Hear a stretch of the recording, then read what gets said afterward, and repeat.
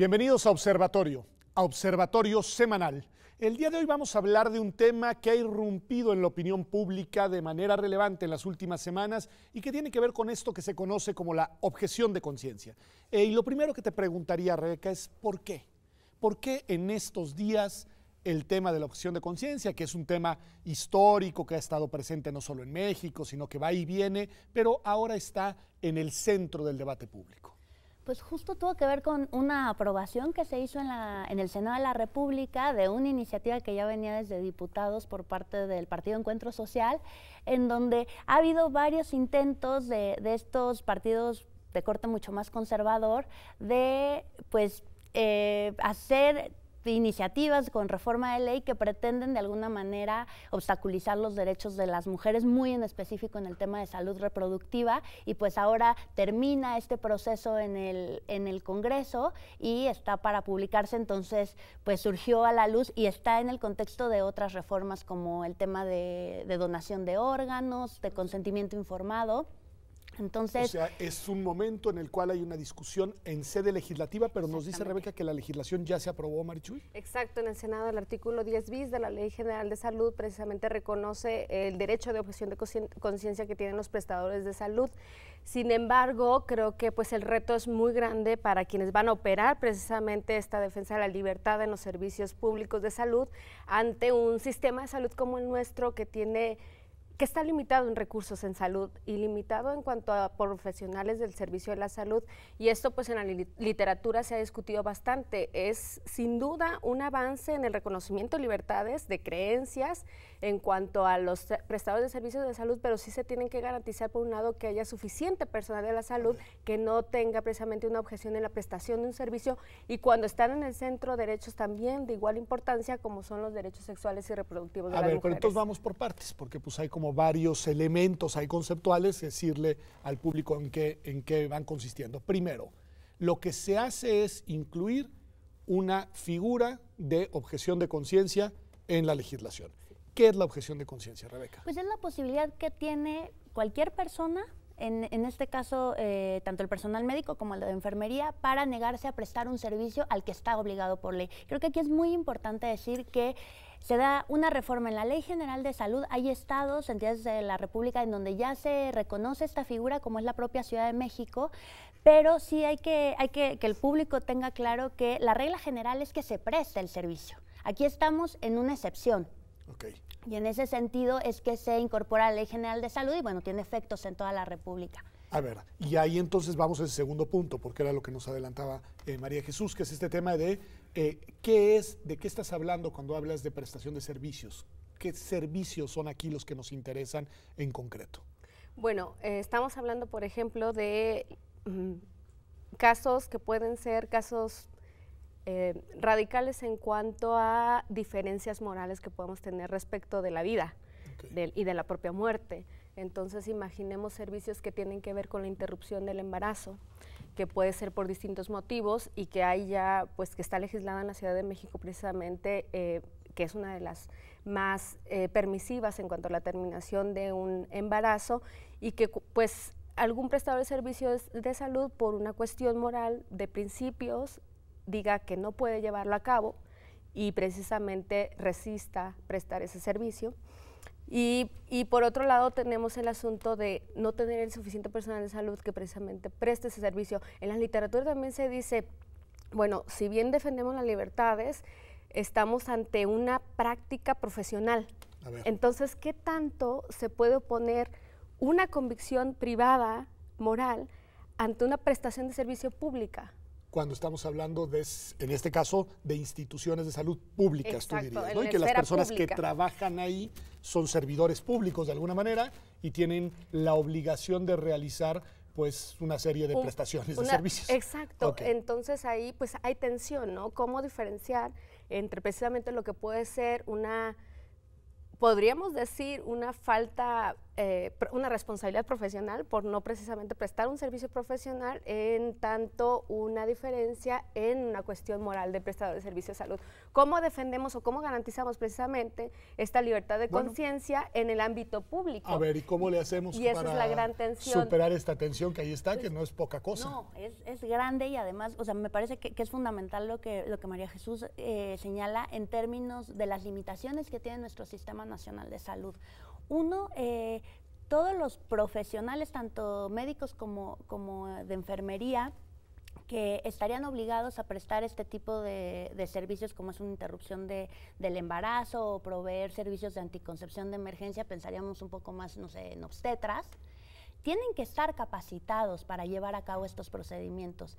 Y en ese sentido tenemos una gran limitación en nuestro país. No todo el mundo, estos profesionales, saben cómo prestar estos servicios. Entonces, para empezar, creo que hay un reto muy importante por parte del Estado de capacitar y, por supuesto, que tengas todas las habilidades, que haya la infraestructura por parte de las instituciones públicas de salud, y entonces ya en casos excepcionales de personal que directamente tendría que hacer ese tipo de procedimientos, y mientras tanto no se ponga en riesgo ni la vida de la mujer y su salud, o se trata de una emergencia obstétrica, entonces sí opera este tema de la objeción de conciencia. Pero de entrada, y por eso yo decía, se trata de una regla general, la prestación de los servicios, y entonces se genera una serie de obligaciones para el Estado y para los prestadores de servicios de salud, que incluso si son objetores de conciencia, tienen que estar capacitados y como con toda esta infraestructura para prestar el servicio siempre.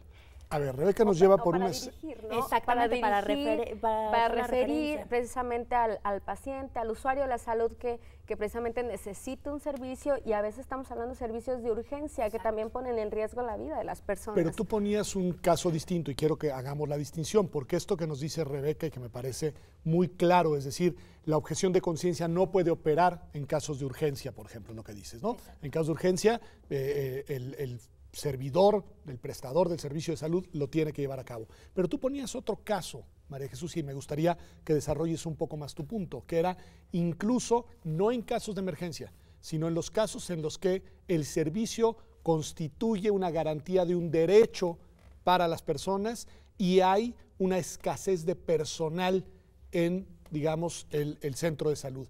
En esos casos, ¿cómo resolvemos el dilema? Es decir, no hay suficientes médicos, no hay suficientes obstetras, y quienes sí están son objetores de conciencia. Pues precisamente en las legislaciones donde se tiene esta libertad garantizada, esto nos pondría ante una responsabilidad por la clínica o el hospital, que precisamente no cuente con el personal adecuado para proveer de un servicio al cual están obligados en el servicio público. Y los datos que tenemos al momento en nuestro sistema de salud es que no alcanzamos el número de médicos y médicas, enfermeras, todo profesional de salud que tenemos que atender por habitantes, por cada 1000 habitantes, supongamos. Entonces, claro que va a ser un reto y va a significar, hoy creo que es un tema muy sensible porque me solidarizo con los profesionales de los servicios de salud. La escasez de los recursos es muy clara, y criminalizar, responsabilizar, los actos o las omisiones por falta de recursos o por límites al servicio de salud me parecen un tanto excesivas, y que son retos del Estado. ¿Y cómo vamos a hacer? ¿Deberemos demandar o exigir más transparencia en cuanto a la priorización de los recursos en salud, en cuanto a cómo son destinados, cómo tenemos el personal, cómo estamos capacitando más personal, en dónde estamos precisamente puntualizando cuántos prestadores de servicios de salud tenemos que tener? Entonces creo que sí hace falta replantearnos eso como sociedad, tener un debate más abierto. Ahora, pero esa es una visión, digamos, más amplia y más estructural de los defectos y deficiencias de los servicios de salud en el país, que pues yo coincido con María Jesús, pues tenemos un problema y es un tema relevante, es un tema al que hay que entrarle con un debate público grande y que supone, entre otras cosas, recursos. Pero regresemos al caso específico del sujeto que hoy tiene, o la persona pues, que hoy tiene un nuevo derecho, que es el de poder objetar prestar un servicio. Y esa objeción es una objeción que se tiene que resolver en cuestión de horas, porque no es una cuestión que se pueda llevar meses, porque hay que tomar una decisión y hay que tomar una acción y hay que resolver un dilema. ¿Qué debe prevalecer, Rebeca? Pues ahí justo la obligación de la institución de salud de contar con personal no objetor y sabemos que la realidad en nuestro país y en los servicios de salud es otra. Con lo que como dice lo que Marichuy. dice Marichuy, exactamente. Y entonces ahí viene la obligación de referencia siempre y cuando no se ponga en riesgo la vida de esa usuaria, digo, tomando en cuenta los sobre temas todo de... el tema de exactamente. Entonces, creo que aquí es muy importante también decir que iba muy vinculado a lo que ya decía Marichuy. A la hora de reconocer derechos, viene una obligación tanto positiva como negativa del Estado, pero sobre todo positiva. Y en este sentido, este reconocimiento de la posibilidad de objetar conciencia, el costo no lo puede cargar una mujer usuaria de los servicios de salud. Okay. Ahí es donde tiene que entrar el Estado, tienen que entrar las instituciones de salud y, por ejemplo, los directivos de los hospitales, saber con qué personal cuenta, también en el tema de las capacidades que tienen, y si tengo la mayoría de objetores, pues contrato no objetores, ¿no? Capacito, no sé, enfermeras obstetras, o sea, tiene este reconocimiento en la ley. Se tiene que traducir en política pública y en obligaciones. No puede ser que una mujer como usuaria tenga que ser la que carga con el ejercicio de esta posibilidad que tiene el personal de salud. No se vale eso, o sea, se tiene que garantizar el derecho a la salud de la mujer y la posibilidad de objetar de una persona en específico siempre y cuando no se encuentren en estas excepciones, que es lo que no tenía esta iniciativa presentada por estas personas de corte más conservador, que el objetivo era obstaculizar el servicio. A ver, eso es interesante. A ver, adelante. Podemos decir que precisamente este es un triunfo de las fuerzas conservadoras que han venido discutiendo este tema, porque si bien no se aprueba en el Senado, el año pasado aquí mismo contigo tuvimos una discusión interesante de lo que ya se discutía en la Cámara de Diputados y que eran las mismas... ¿Se modificó o no se modificó el proyecto original? El proyecto original sí, sí. Porque la iniciativa del PES era una posibilidad de objetar para todos, inclusive personal administrativo. Aquí se logró que fuera únicamente el personal médico y de enfermería, y también que quedara a título personal, porque si tienes una objeción a nivel de administrativos y tal, acaba siendo una objeción institucional que no se vale. Que no se vale. María Jesús, nada más una cosa muy breve para cerrar este bloque. ¿Qué te dice a ti desde el punto de vista de los temas que estudias, de bioética y demás, y de los presupuestos laicos de la bioética, el tema de que la iniciativa tenga origen en un partido como el Partido Encuentro Social? Bueno, me parece, en cuanto precisamente a la laicidad a la que aspiramos, un reconocimiento importante a la diversidad que tenemos en cuanto a posturas en temas dilemáticos, como son el inicio, el final de la vida, donación de órganos, trasplantes y todos los temas precisamente que tienen la agenda de bioética. Y creo que lo decías, ¿no? ¿Cómo vamos a poder enfrentar o cómo vamos a poder garantizar que este reconocimiento de libertades no se enfrente ni viole derechos reconocidos? Pues es súper importante también que nuestros comités de ética hospitalaria, que están hoy siendo capacitados por distintas instituciones, reconozcan esta pluralidad y la importancia de la pluralidad y diversidad de creencias éticas, religiosas y culturales que tenemos en nuestro país, para que precisamente decidan conforme a esta pluralidad y garanticen en la medida de lo posible el ejercicio de nuestras creencias. Es todo un reto, pero los comités de ética, tanto de investigación como hospitalarios de bioética, deben de incluir todas las voces para que no sea una la que predomine sobre la otra. Vamos a hacer un corte y regresamos sobre este punto, porque ese punto está polémico. Si va primero la pluralidad de creencias o la laicidad del Estado mexicano. Regresamos aquí a Observatorio Semanal.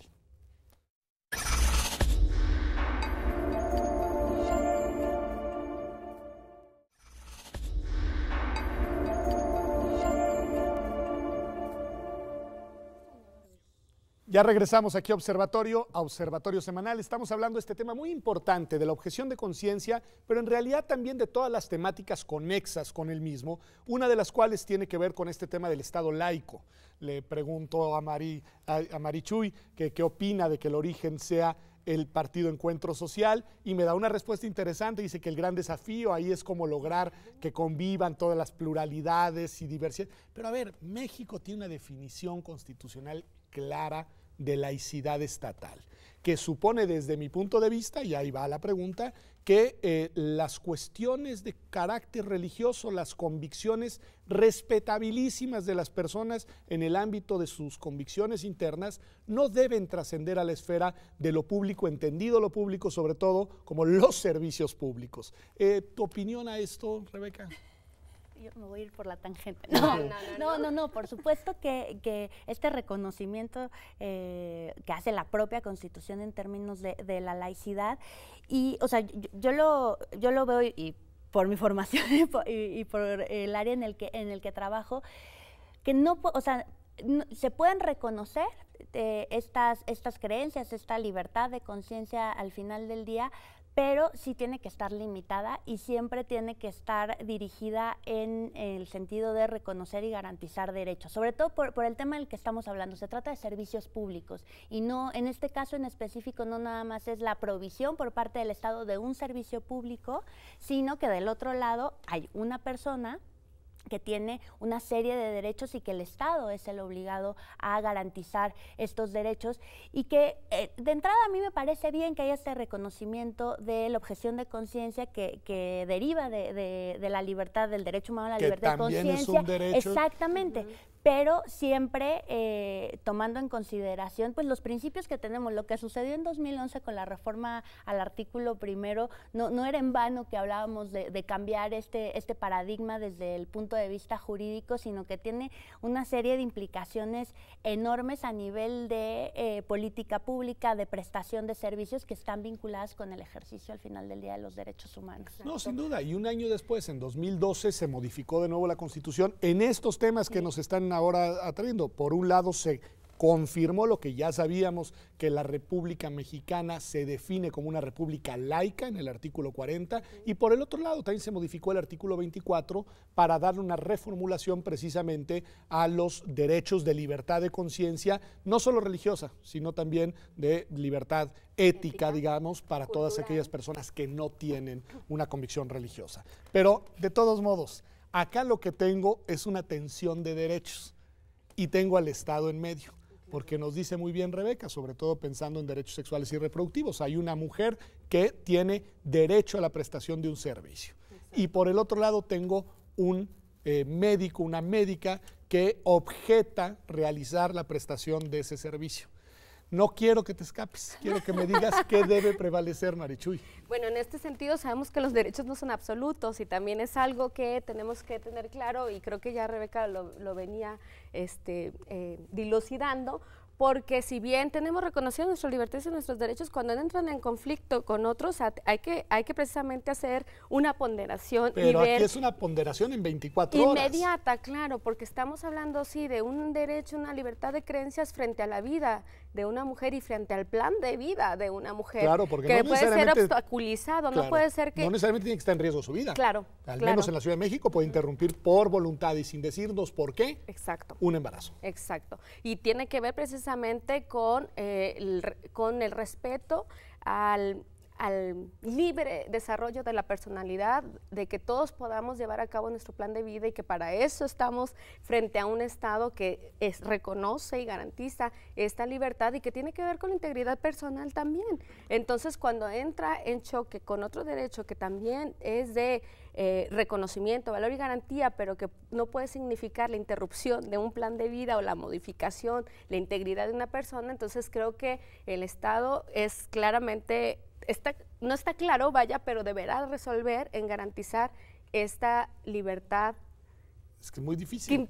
Que no implique, vaya, la interrupción de un plan de vida, la integridad de una persona, que signifique precisamente la modificación de lo que puede ser el desarrollo en una sociedad y el ejercicio de otros derechos y libertades. Y pues está así, pero de todos modos es que estoy de acuerdo contigo en la complejidad. Es muy difícil tomar postura, pero ¿podemos realizar en estos casos una ponderación en abstracto o nos tenemos que ir a mirar caso concreto por caso concreto, Rebeca?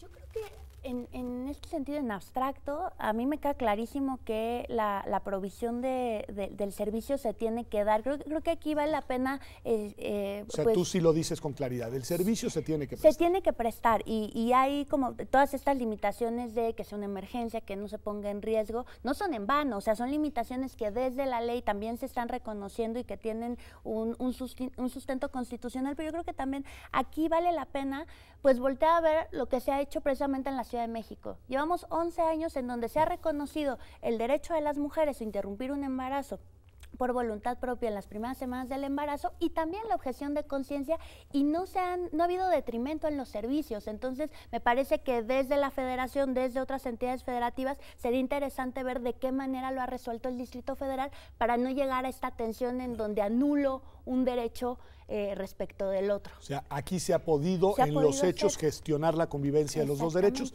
Quizá tiene que ver, Marichuy, te lo pregunto, pues con lo que tú nos decías en el bloque anterior, que es las capacidades de los servicios de salud. No sé, me pregunto, probablemente lo que sucede es que la Ciudad de México pues tiene una red institucional de servicios de salud más robusta y entonces no hay, digamos, esos extremos en los cuales llegas al caso dilemático de que tienes solo un prestador y objeta. Sí. El enfoque estructural, ¿no? De cómo llevar a cabo esta ley y precisamente las excepciones, ¿no? Porque al final el gran reto de los servicios de salud en todo el país va a ser tener un modelo que permita decir precisamente aquí tenemos esta prestación y contamos sí con no objetores para poder llevar a cabo el servicio y entonces va a significar una modificación importante en todo el país, aunque si te soy honesta y sí voy a decir, estas reformas son un claro protagonismo. ¿Un claro qué? Protagonismo de la Iglesia Católica, entonces a mí sí me resulta confuso que en la laicidad, en el Estado laico, veamos precisamente impregnado, aunque se trate de una libertad, estamos hablando de una manera, creo, de una estrategia para obstaculizar un derecho fundamental que son los derechos sexuales y reproductivos. Entonces, creo que las reformas deben de venir aparejadas con una política pública clara, porque si no estamos en tremendos problemas y vemos que son avances no para libertades, sino para otro tipo de restricciones. Que quede claro que le piqué la cresta y dijo lo que esperaba decir, porque estoy totalmente de acuerdo contigo. Es decir, y lo único que me llama aquí la atención, y nada más me desvío un segundo y te pregunto, Rebeca, es que no solo es la Iglesia Católica, porque acá siendo el Partido de Encuentros Sociales, también una serie de organizaciones religiosas genuinas y legítimas y que tienen todo su derecho a existir y que tienen todo su derecho a funcionar, pero que tienen una agenda propia que entra en conflicto con una agenda progresista de derechos, sobre todo derechos sexuales y reproductivos. Sí, no nada más la Iglesia Católica, las iglesias evangélicas, y que justo hay en esta pluralidad, pero también decir que creo que luego a la hora de la prestación de servicios de salud reproductiva, parece que del lado de quienes quieren obstaculizar, sí hay este tema de la conciencia, pero del lado de quienes se prestan los servicios médicos, médicas comprometidas con la salud reproductiva, por supuesto que hay un ejercicio de la libertad de conciencia y toda una concepción ética respecto de sus obligaciones. Entonces, me parece que es importante en ese sentido entender, pues, cuál es, que cuando hablamos de libertad de conciencia, no nada más estamos hablando de cuestiones religiosas. A ver, eso me gusta, abona un poquitito más en eso. Sí, por ejemplo, prestadores de servicios de salud que desde años, incluso antes de que se hiciera la despenalización en la Ciudad de México, han estado comprometidos con los derechos reproductivos de las mujeres y han prestado servicios de interrupción del embarazo cuando se ha requerido. Por supuesto que esas decisiones, y cuando están en un contexto restrictivo, que esto representa una cuestión inclusive de un delito, pues se la han jugado en términos de garantizar la vida y la salud de las mujeres. También como un ejercicio de convicciones. Exactamente, y de una concepción ética de qué significa ser un obstetra, por ejemplo. Entonces creo que también, si lo vemos en este sentido, me parece que en términos no solamente teóricos, sino el reconocimiento de los derechos humanos, es importante que haya este reconocimiento de la posibilidad de objetar conciencia, siempre y cuando se entienda en la interdependencia al final del día de los derechos humanos. Bien. No, está muy bien. Y María Jesús, hablaste de una figura, porque ahora que decía Rebeca, insistentemente el tema de la importancia de la ética. Hablaste de esta figura de los comités de ética de los hospitales. A ver, explícanos un poquitito más. Y ahorita precisamente pensando en estos profesionales de la salud también que tienen precisamente una agenda en cuanto a apoyar la libertad sexual y reproductiva, ¿no? En cuanto que también coinciden en que son decisiones que son individuales y por tanto ante una prestación de servicio pues tendrán que hacerlo y se la han arriesgado antes de que en muchos estados todavía siga siendo un delito, ¿no? Sin embargo, el gran reto de nuestro país, y lo digo desde la propia experiencia, estando en comisiones de ética, que todavía hay una gran resistencia de médicos, médicas, enfermeras y enfermeros en cuanto a reconocer libertades distintas a lo que puede ser precisamente la protección de la vida desde el momento de la concepción. Entiéndase concepción en lo que es un término religioso, no un término ni biológico, ni de biología de la reproducción, ni en otros términos. Entonces, el reto también es cómo estamos, quién está capacitando a los comités de ética. ¿Estamos frente al reconocimiento de una pluralidad o frente a lo que también en muchas entidades de nuestro país se ha reconocido desde una visión, insisto, religiosa? Pues y está claro. Es que yo creo que lo que tenemos nosotros aquí, digamos, y con el público y hacia el auditorio que evitar, es mirar este tipo de temas, digamos, desde una visión centralista o desde una abstracción nacional, ¿no? Porque yo creo que donde esto adquiere una relevancia muy sensible es, como bien nos dicen, cuando lo llevas al terreno de, digamos, las realidades particulares de una nación, de un país como el nuestro, en el cual existen expectativas de derechos y derechos reconocidos por parte de mujeres, sobre todo lo que tiene que ver con la agenda de derechos sexuales y reproductivos, que no es la única agenda. Y por el otro lado, existe una presencia fuerte de parte de organizaciones religiosas o de la Iglesia Católica o de otras que tienen capacidad de incidir, de influir, de condicionar y de orientar las decisiones de los servicios de salud. Ahí es en donde creo, perdón que cierre este bloque con esa misma reflexión, que es donde readquiere sentido el recuperar el valor de la identidad laica del Estado mexicano, que mucho se nos ha ido difuminando, diluyendo en los últimos años. Pero vamos un corte y volvemos. Y les voy a preguntar de las otras agendas, porque decían que no solo es esta ley, que hay otras que están ahí, y quiero saber cuáles son y por qué tienen una conexión profunda con el tema que nos ocupa el día de hoy. Ya volvemos aquí a Observatorio Semanal. Quédese con nosotros.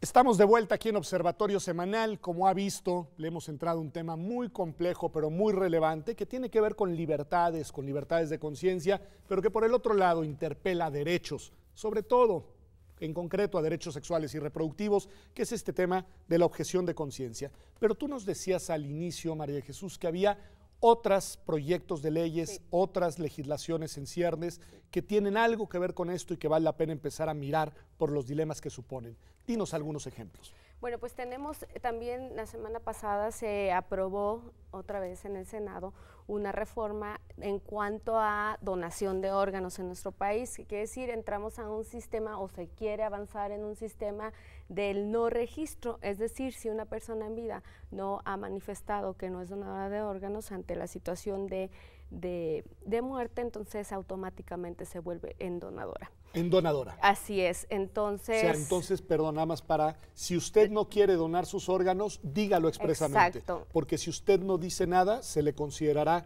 como donador. Totalmente. Okay. Lo que me parece también, desde una perspectiva académica, vaya, desde una bioética laica, desde las libertades, me parece importante este sistema que se ha implementado en otros países, pero que tienen unos sistemas de salud pues mucho más robustos, como es el de España. Es un sistema que existe en España, pero que antes de aprobarse este tipo de sistema de no registro, se ha tenido campañas muy impresionantes, muy intensas en cuanto a la donación, en cuanto a lo que implica, porque también podemos estar ante la objeción de conciencia. Imagínate un testigo de Jehová. Que nunca dijo que no.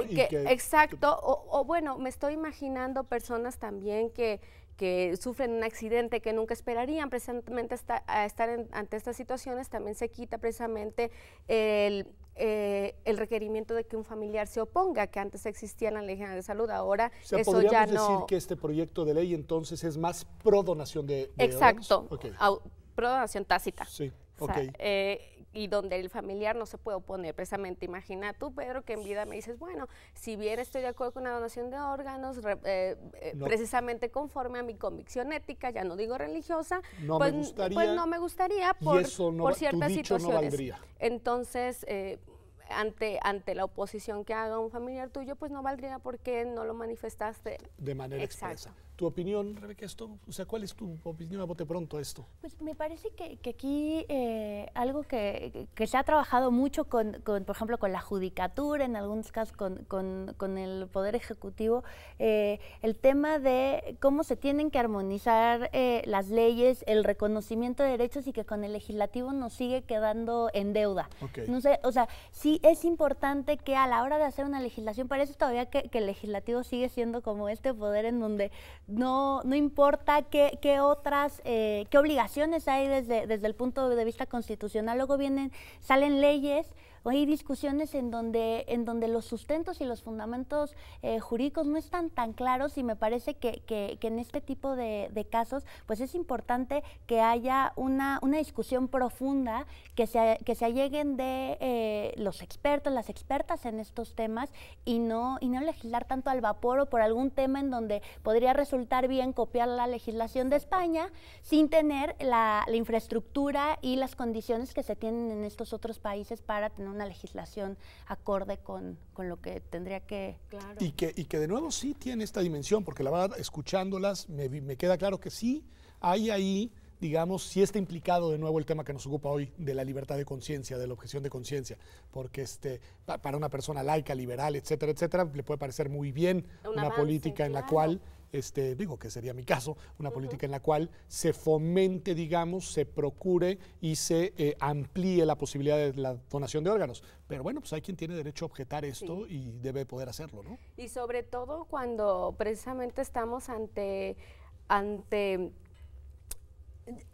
estructuras de salud precisamente que cuentan con límites en cuanto a recursos, otra vez digo, y también tenemos límites, escasez de órganos en nuestro país. Por eso es por lo que la ley hace un sentido, pero digamos. creo que esto, como dice bien Rebeca, debe ir acompañado con políticas públicas más agresivas en cuanto a la sensibilización y conciencia que debemos de tener toda la importancia que puede ser donar, y que mejor hacerlo de manera expresa, con esta expresión, con el consentimiento. Y también tenemos a la par precisamente otra iniciativa que busca precisamente reafirmar temas del consentimiento, que es un proceso que se da a lo largo de la vida, que no porque hoy consienta una relación contigo va a ser así todo el tiempo. Se trata de en cualquier momento estar revisando la relación que se tiene médico, paciente, enfermera, médico también paciente, todos los que están involucrados en un servicio de salud, porque estamos hablando que es un proceso y no es un acto terminado. Entonces, ante eso me parece que también entra en conflicto una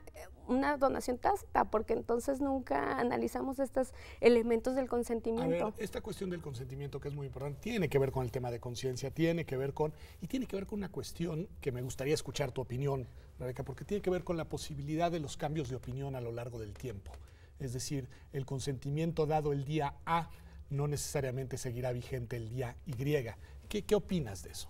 Pues justo con todo el contexto que se ha dado en los últimos meses, en el Me Too, el tema de las relaciones afectivas y cómo esto se puede llevar a temas de salud, la importancia, como ya decía Marichuy, de reconocer que el consentimiento tiene que ver con procesos, y que es importante cuando se dan determinadas decisiones o se van a llevar a cabo determinadas acciones, que pues las dos partes sepan de qué se está tratando. Por ejemplo, en un tema de un tratamiento, pienso en una cesárea o en un parto, cuál es este acompañamiento que se les está dando a las mujeres para que puedan decidir. Sabemos también que habrá condiciones de emergencia en donde el profesional de la salud, por la formación que tiene, tendrá que tomar determinadas decisiones, pero lamentablemente en nuestro país no nos estamos viendo ahí. Estamos viendo casos en donde, por ejemplo, en el sistema de salud, porque tenemos todas estas limitaciones estructurales, por ejemplo, en lugar de que a las mujeres se les pregunte de qué manera quieres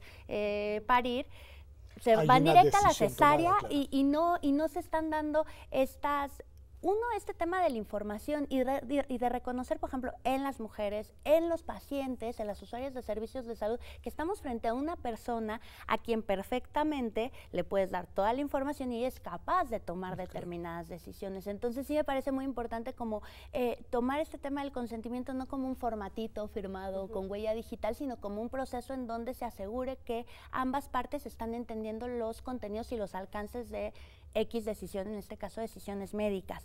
Me parece bien importante porque sí, adelante Marichuy. Y creo que hacia allá vamos avanzando en esta reforma también que es un proyecto, ¿no?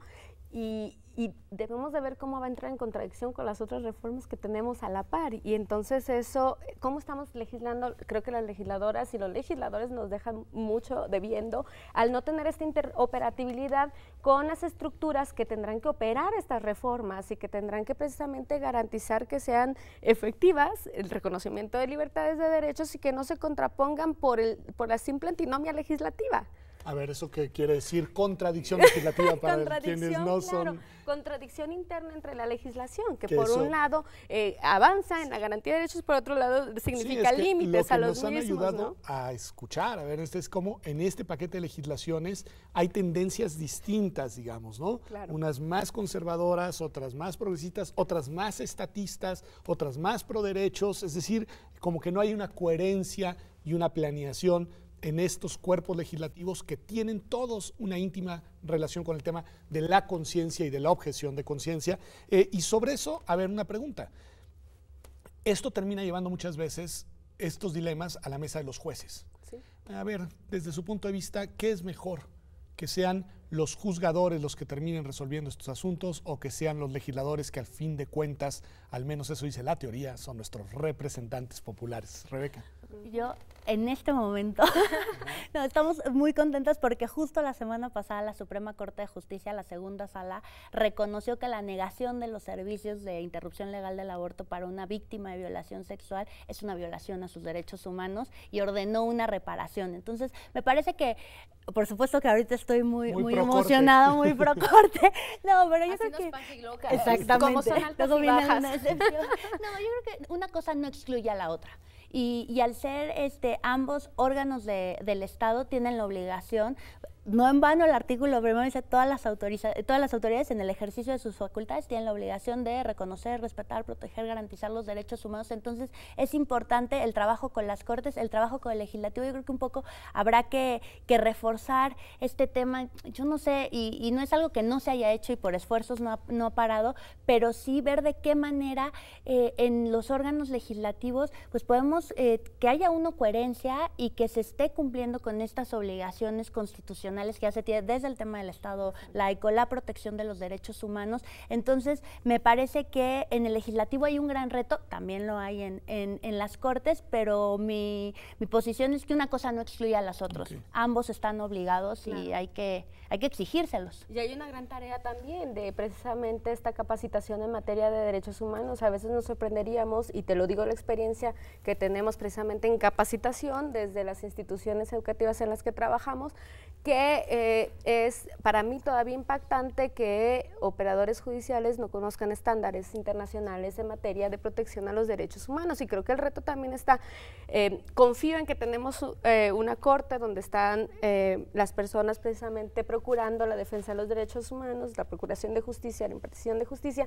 Sin embargo, también hemos visto cómo hay operadores judiciales que precisamente pierden de vista los estándares que tenemos hoy vigentes para la protección. Porque el punto es que no solo es la Corte. Exacto. Es decir, claro, ¿no? Acá estamos hablando de todo el sistema judicial. Federal y local. Y los locales. Y los locales. Entonces, tengo una gran experiencia precisamente de estar conversando, dialogando, inclusive pues capacitándonos respecto de los estándares, respecto de cómo se deben... Juzgadores estatales. Sí, claro. Y el reto, la atención que a mí me preocupa precisamente es cuando, ¿qué pasa? Que a tantos años de la reforma y no tenemos muy claros cuáles son los estándares que debemos de precisamente aplicar o si se van a aplicar o no. Y esto también pasa en quienes prestan los servicios de la salud, ¿no? Te impactarás, Pedro, precisamente que tenemos una reforma en materia de derechos humanos que no solamente obliga a las instituciones a aplicarlo, sino que también a la promoción y la capacitación. Y entonces, ¿cómo estamos capacitando a los profesionales de la salud? ¿Te sorprenderías de saber si todos conocen los estándares en materia de salud? Es que yo creo que ese es un punto muy importante que nos lleva, digamos, a un terreno en el cual vale la pena que regresemos aquí a Observatorio a mirar el tema, que es qué proviene desde el derecho internacional, que es derecho nacional, es decir, que forma parte del ordenamiento, esta cosa de los estándares como estándares vigentes en México. Y lo otro, también mirar, y eso las invito que nos volvamos a reunir para platicar de eso, otras realidades. Es decir, qué está pasando hoy en el mundo con esta agenda, hacia dónde van las tendencias, porque en algunos casos las tendencias son francamente regresivas y de progresismo. En los últimos años hemos visto poco en este mundo en el que nos tocó vivir, pero bueno, esto ha sido Observatorio Semanal. Gracias a Marichuy, gracias a Rebeca y gracias a usted por habernos acompañado aquí en TV UNAM. Nos vemos, como todas las semanas, el próximo domingo, aquí en Observatorio Semanal.